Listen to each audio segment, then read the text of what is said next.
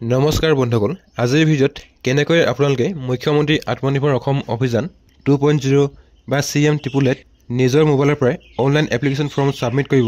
Online কৰোঁতে আপোনালোকক কি ডকুমেণ্টছৰ প্ৰয়োজন হ'ব বা প্ৰজেক্ট ৰিপৰ্ট আপোনালোকে কেনেকৈ বনাব সকলো A to Z এই ভিডিঅ'ত দেখুৱাই দিম তো ভিডিঅ'টো শেষলৈকে চাব যদি আপুনি আমাৰ চেনেল নতুন তেনে চেনেলটো সাবস্ক্ৰাইব কৰি বেল আইকনটো প্ৰেছ কৰিব যাতে আহিবলগীয়া এনে ধৰণৰ গুৰুত্বপূৰ্ণ আৰু তথ্যমূলক ভিডিঅ'ৰ নটিফিকেশ্যন আপোনালোকে মিছ নকৰে ফৰ্ম সাবমিট কৰিবৰ কাৰণে আপোনালোকে এই পেজত আহিব ইয়াৰ যে ডাইৰেক্ট লিংক মই ডেসক্ৰিপচনত দিম তাৰ পিছত ইয়াত আপোনালোকৰ ৰেজিষ্টাৰ্ড মোবাইল নম্বৰ এন্টাৰ কৰি লগইন উইথ পাছৱৰ্ড ক্লিক কৰিব বা আপোনালোকে যদি পাছৱৰ্ড পাহৰি গৈছে তেন্তে লগইন উইথ OTP ক্লিক কৰিব আৰু ইয়াত আপোনালোকে ক্যাপচা কোড ফিল কৰি সেন্ড OTP ক্লিক কৰিব আৰু আপোনালোকৰ OTP ফিল আপ কৰি লগইন কৰিব পাৰে সো আপোনালোকে ইয়াত লগইন কৰিব তাৰ পিছত আপোনালোকৰ ড্যাশবৰ্ডটো এনেকৈ খুল খাই আহিব ইয়াত আপোনালোকে সাবমিট ইওৰ এপ্লিকেশন এটা বটন পাবো ইয়াতে ক্লিক কৰিব তাৰ পিছত আপোনালোকৰ অনলাইন এপ্লিকেশন ফৰ্মখন খুল খাই আহিব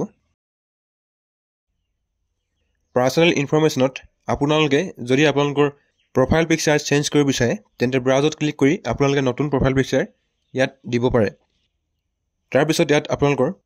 permanent address education details bank details সকলো অটোমেটিকলি ফেচ হৈ আহিব ইয়াত আপোনালোকে কোনো ধৰণৰ এডিট কৰিব নালাগে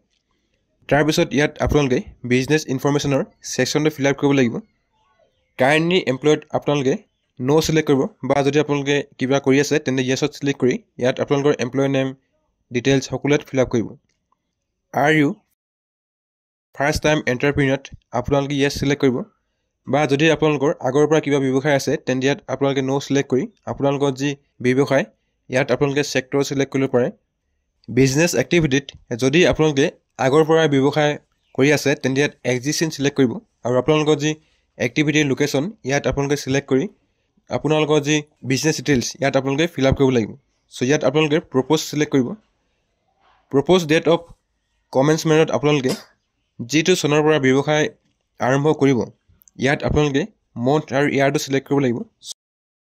সো ইয়াতে আপোনালোকে জানুৱাৰী ফেব্ৰুৱাৰী বা মাৰ্চ যিকোনো এটা মন্থ সিলেক্ট কৰি 2025 সিলেক্ট কৰিব প্ৰপ'জ নেম অফ দা এন্টাৰপ্ৰাইজত আপোনালোকৰ ব্যৱসায়ৰ যি নাম আপোনালোকে ৰাখিব বিচাৰে ইয়াতে আপোনালোকে এন্টাৰ কৰিব তাৰ পিছত ইয়াত আপোনালোকে এন্টাৰপ্ৰাইজৰ টাইপ সিলেক্ট কৰিব লাগিব টাইপ অফ এন্টাৰপ্ৰাইজত আপোনালোকে প্ৰপ্ৰাইটাৰী পাৰ্টনাৰশ্বিপ প্ৰাইভেট লিমিটেড এনেকৈ আপোনালোকে বহুতো টাইপ পোৱা যাব যদি আপোনালোকে সিঙ্গল হয় তেন্তে আপোনালোকে প্ৰপ্ৰাইটাৰী সিলেক্ট কৰিব বা যদি আপোনালোকে পাৰ্টনাৰশ্বিপত কৰিব বিচাৰে তেন্তে পাৰ্টনাৰশ্বিপ সিলেক্ট কৰিব বা যদি আপোনালোকৰ প্ৰাইভেট কোম্পানী হয় তেন্তে আপোনালোকে প্ৰাইভেট লিমিটেড বা আপোনালোকৰ লিমিটেড কোম্পানী সিলেক্ট কৰিব পাৰে সো ইয়াত আপোনালোকে প্ৰপ্ৰাইটাৰী সিলেক্ট কৰিব প্ৰপ'জ বিজনেছ এড্ৰেছত আপোনালোকে যিটো এড্ৰেছত বিজনেছ কৰিব বিচাৰে ইয়াত আপোনালোকে লাইন 1 লাইন 2 আৰু লাইন 3 ফিল আপ কৰিব লাগিব সো ইয়াত আপোনালোকৰ আধাৰ কাৰ্ডত বা আপোনালোকে যিটো এড্ৰেছত বিজনেছ ষ্টাৰ্ট কৰিব বিচাৰে ইয়াতে আপোনালোকে এড্ৰেছটো ভৰাই দিব তাৰ পিছত যদি আপোনালোকে নিজৰ হোম ডিস্ট্ৰিক্টতে বিজনেছ কৰিব বিচাৰে তেন্তে আপোনালোকৰ হোম ডিস্ট্ৰিক্ট সিলেক্ট কৰি ল'ব বা যদি আপোনালোকৰ বিজনেছটো আন ডিস্ট্ৰিক্টত আছে তেন্তে আপোনালোকে সেই ডিস্ট্ৰিক্টখন লিষ্টৰ পৰা সিলেক্ট কৰি ল'ব তাৰ পিছত ইয়াত আপোনালোকৰ বিধানসভাৰ সমষ্টি সিলেক্ট কৰি ল'ব আৰু আপোনালোকৰ যিটো সাব ডিভিজন ইয়াত আপোনালোকে সিলেক্ট কৰিব তাৰ পিছত আপোনালোকৰ ব্লক সিলেক্ট কৰি আপোনালোকৰ যি এৰিয়াৰ পিন কোড ইয়াত আপোনালোকে এন্টাৰ কৰিব যদি আপোনালোকৰ বিজনেছৰ লেণ্ডমাৰ্ক ডিটেইলছ আছে তেন্তে ইয়াত আপোনালোকে ভৰাই দিব পাৰে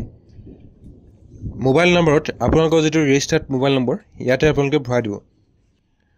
whether unit is registered with উদ্যমত আপোনালোকে নো সিলেক্ট কৰিব যদি আপোনালোকৰ ব্যৱসায়টো উদ্যমত ৰেজিষ্টাৰ্ড কৰা আছে তেন্তে ইয়াত আপোনালোকে yes সিলেক্ট কৰিব আৰু আপোনালোকৰ উদ্যম ৰেজিষ্ট্ৰেচন নম্বৰ ইয়াত এন্টাৰ কৰিব লাগিব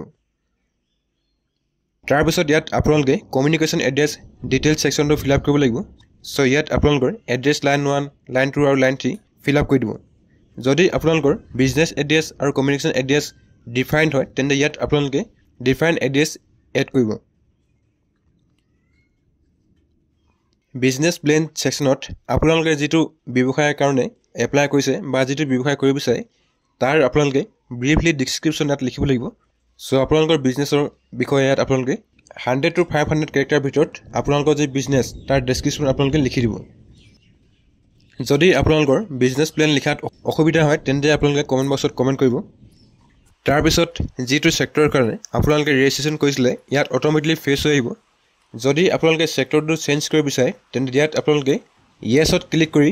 চেক্টৰটো চেঞ্জ কৰিব পাৰে বা যদি আপোনালোকে চেক্টৰটো চেঞ্জ কৰিব নিবিচাৰে তেন্তে নো সিলেক্ট কৰিব তাৰপিছত আপোনালোকৰ প্ৰজেক্ট ৰিপৰ্ট সেকশনটো খোল খাই আহিব have you prepared the project ৰিপৰ্টত ইয়েছ সিলেক্ট কৰিব যদি আপোনালোকে এতিয়ালৈকে প্ৰজেক্ট ৰিপৰ্ট বনোৱা নাই তেন্তে ডাউনলোড প্ৰজেক্ট টেম্পলেট ক্লিক কৰিব আপোনালোকৰ পেজটো এনেকৈ খোল খাই আহিব ফিল্টাৰত আপোনালোকে যেটো সেক্টৰৰ কাৰণে ৰেজিষ্ট্ৰেচন কৰিছিলে সেক্টৰটো আপোনালোকে এবাৰ সিলেক্ট কৰিব যদি আপোনালোকে ফিচাৰীৰ কাৰণে এপ্লাই কৰিছিলে ফিচাৰী সিলেক্ট কৰিব যদি আপোনালোকে ষ্টেচনাৰী কাৰণে এপ্লাই কৰিছিলে তেন্তে ষ্টেচনাৰী সো আপোনালোকৰ যেটো সেক্টৰ লিষ্টত আপোনালোকে পাই যাব লিষ্টৰ পৰা সিলেক্ট কৰিব যদি আপোনালোকে বায়োফ্লগ কৰিব বিচাৰে তেন্তে বায়োফ্লগ সিলেক্ট কৰিব যদি আপোনালোকৰ ফিশ ফাৰ্মিং হয় ফিশ ফাৰ্মিং বা যদি আপোনালোকে মাছৰ দানা বনোৱা বিজনেছ কৰিব বিচাৰে তেন্তে ফিশ ফিড মিলটো সিলেক্ট কৰি ল'ব ইয়াত আপোনালোকৰ সাব কেটেগৰি সিলেক্ট কৰি সাৰ্চ বটনত ক্লিক কৰিব তাৰপিছত আপোনালোকৰ পেজটো এনেকৈ খোল খাই আহিব ইয়াত আপোনালোকে ভিউ ডাউনলোড বটনত ক্লিক কৰিব আৰু আপোনালোকৰ প্ৰজেক্ট ফাইলটো এনেকৈ ডাউনলোড হৈ আহিব এই প্ৰজেক্ট ফাইলটো আপোনালোকে এডিট কৰিব আৰু এডিট কৰাৰ পিছত 5 MB ভিতৰত PDF ফাইল ফৰমেট বনাব আৰু ইয়াত আপোনালোকে আপলোড কৰিব Is the project report as per CM_FFFF format ইয়াত আপোনালোকে yes সিলেক্ট কৰিব এন্টাৰ প্ৰজেক্ট নেমত আপোনালোকে যেটো প্ৰজেক্ট ফাইল ডাউনলোড কৰিছিলে তাৰ ওপৰতে আপোনালোকে এটা নম্বৰ পাব সেই নম্বৰটো আপোনালোকে ইয়াত ভৰাব আৰু আপোনালোকৰ প্ৰজেক্ট ফাইলটো 5 MB ভিতৰত PDF ফৰমেট বনাই আপলোড কৰিব তাৰ পিছত আপোনালোকৰ প্ৰপ'জ প্ৰজেক্ট কোৰ্স ইয়াত সিলেক্ট কৰিব তাৰ পিছত যদি আপোনালোকৰ সেলফ কন্ট্ৰিবিউশন কিবা আছে তেন্তে ইয়াত আপোনালোকে সেলফ কন্ট্ৰিবিউশন এন্টাৰ কৰিব আৰু আপোনালোকৰ যে DPR এমাউন্ট ইয়াত আপোনালোকে এন্টাৰ কৰিব land building availability for business এষ্টাব্লিশমেন্টত আপোনালোকে yes সিলেক্ট কৰিব তাৰ পিছত আপোনালোকে এক্সিস্টিং ল্যান্ড বিল্ডিং এগ্ৰিমেন্টত যদি আপোনালোকৰ মাটি দুখৰ নিজৰ হয় তেন্তে অন সিলেক্ট কৰিব যদি আপোনালোকে ভাড়াত লৈ আছে ৰেন্ট সিলেক্ট কৰিব বা যদি আপোনালোকে লিজত দিছে তেন্তে লিজ সিলেক্ট কৰি লব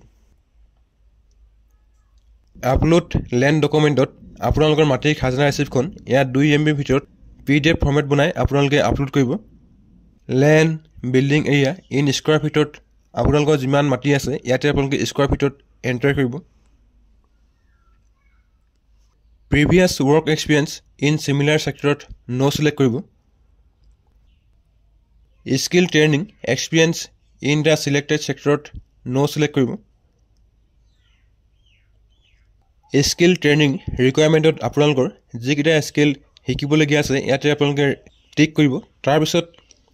মেন পাৱাৰ ৰিকুৱাৰমেন্ট ফৰ বিজনেছত আপোনালোকে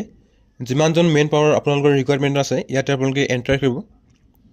পাৱাৰ ৰিকুৱাৰমেন্ট ইন কিলোৱাটত আপোনালোকক বিজনেছটো কৰিবৰ কাৰণে যিমান কিলোৱাটৰ কাৰেন্ট প্ৰয়োজন হয় ইয়াতে আপোনালোকে এন্টাৰ কৰিব তাৰ পিছত ডিক্লেৰেচন একচেপ্ট কৰিব আৰু 7 নেক্সটত ক্লিক কৰিব আৰু শ্বেয়াৰত yes সিলেক্ট কৰিব আপোনালোকৰ ডকুমেন্ট আপলোড পেজটো খোল খাই আহিব তো ইয়াত আপোনালোকে আইডেন্টি প্ৰুফ সিলেক্ট কৰিব লাগিব আইডেন্টি প্ৰুফৰ কাৰণে যদি আপোনালোকৰ আধাৰ কাৰ্ড আছে তেন্তে আধাৰ কাৰ্ড সিলেক্ট কৰি লব বা যদি আপোনালোকৰ আধাৰ কাৰ্ড নাই pan card driving licence passport বা আপোনালোকৰ ভোটাৰ আইডি যিকোনো এটা আপোনালোকে সিলেক্ট কৰিব পাৰে এড্ৰেছ প্ৰুফৰ কাৰণে আপোনালোকে ভোটাৰ আইডি সিলেক্ট কৰি লব বা আপোনালোকৰ ৰেশন কাৰ্ড ইলেক্ট্ৰিচিটি বিল যিকোনো এখন সিলেক্ট কৰিব পাৰে এডুকেশন কোৱালিফিকেশনত যদি আপোনালোকে হায়াৰ সেকেন্ডাৰী বা গ্ৰেজুৱেচন পাস তেন্তে আপোনালোকৰ ক্লাছ 10 ৰ পৰা গ্ৰেজুৱেচন লগে যিমান মাৰ্কশিট পাছ সাৰ্টিফিকেট আছে গোটেই মাৰ্কশিট পাছ সাৰ্টিফিকেটৰ এটা PDF ফৰমেট বনাই ইয়াত আপলোড কৰিব লাগিব তাৰ পিছত আপোনালোকৰ এমপ্লয়মেন্ট এক্সচেঞ্জ কাৰ্ডখন সিলেক্ট কৰি লব বেংক পাছবুক কেনসেল চেকত যদি আপোনালোকৰ কেনসেল চেক আছে তেন্তে ইয়াত কেনসেল চেক সিলেক্ট কৰি লব যদি আপোনালোকৰ কেনসেল চেক নাই তেন্তে বেংক পাছবুক সিলেক্ট কৰি লব লাষ্টত আপোনালোকে পান কাৰ্ড সিলেক্ট কৰি গোটেই ডকুমেন্টছবোৰ 1 by 1 PDF ফৰমেটত আপলোড কৰিব আৰু 7 নেক্সটত ক্লিক কৰিব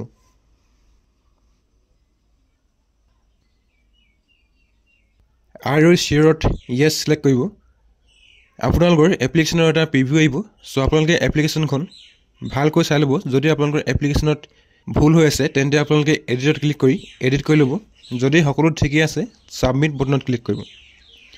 ছাবমিট কৰাৰ লগে লগে আপোনালোকৰ এপ্লিকেশ্যন ছাকচেছফুলি ছাবমিট হৈ যাব আৰু আপোনালোকৰ একনলেজমেণ্ট ৰিচিপ্ট জেনেৰেট হৈ আহিব। এই একনলেজমেণ্ট ৰিচিপ্টখন আপোনালোকে প্ৰিণ্ট কৰি ল'ব। যদি আপোনালোকৰ প্ৰিণ্টাৰ নাই তেন্তে ছেভ কৰি ল'ব। চ' এনেকৈ আপোনালোকে CM-AAA বা মুখ্যমন্ত্ৰী আত্মনিৰ্ভৰ অসম 2.0 কাৰণে নিজৰ মোবাইলৰ পৰা অনলাইন এপ্লাই কৰিব পাৰিব। আজিৰ ভিডিঅ'ত ইমানেই আছিল। যদি আপোনালোকে ভিডিঅ' চাই ভাল পালে তেন্তে ভিডিঅ'টো লাইক কৰিব আৰু আপোনালোকৰ বন্ধুবৰ্গৰ লগত শ্বেয়াৰ কৰিব। ভিডিঅ'টো প্ৰথমবাৰ শেষলৈকে চোৱাৰ কাৰণে ধন্যবাদ।